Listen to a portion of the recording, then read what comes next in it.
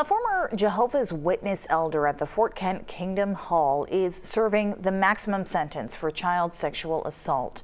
The man was sentenced last year. Now there's a new lawsuit involving the same Kingdom Hall. This suit is directly targeting the Jehovah's Witnesses organization. Pearl Small looks into what precedent that plaintiff is hoping to set. A man who once held one of the highest positions in Fort Kent's Kingdom Hall spent years there sexually abusing at least 2 children. Former elder Ernest Fyans now sits in prison for those crimes.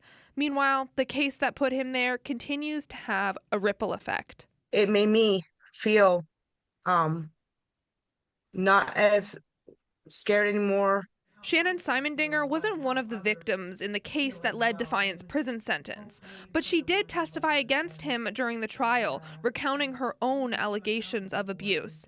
She says those moments on the witness stand emboldened her to seek her own justice. I wish I could have done it sooner. Around 1985, when Shannon was 6 years old, she says 2 elders, Fyans and another member of the congregation, began abusing her both sexually and physically.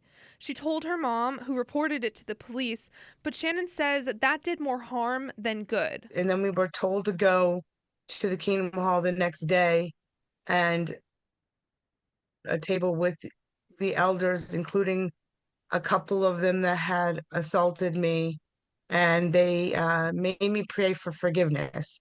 For years, Jehovah's Witness congregations have required reports of misconduct to be handled internally. Shannon says this resulted in her being silenced, and her abuse continued for years. It made me feel like I was worthless, and I was always scared.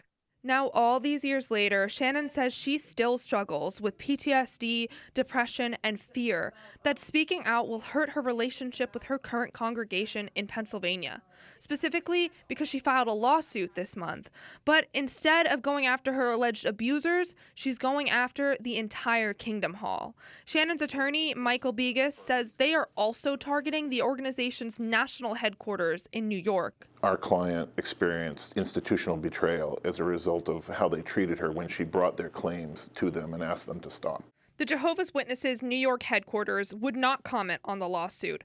However, they did say they empathize with all victims of abuse. We want the Jehovah's Witnesses to take full and fair responsibility, not just empty promises and empty apologies. Shannon says she hopes she can inspire other survivors to come forward and join her fight to set a precedent that this abuse will not be tolerated. I would like to say I want to fix it all, but I'm sure that I can't, but I would like to try. Just like the Fyans criminal case had a ripple effect, Shannon hopes her lawsuit does as well.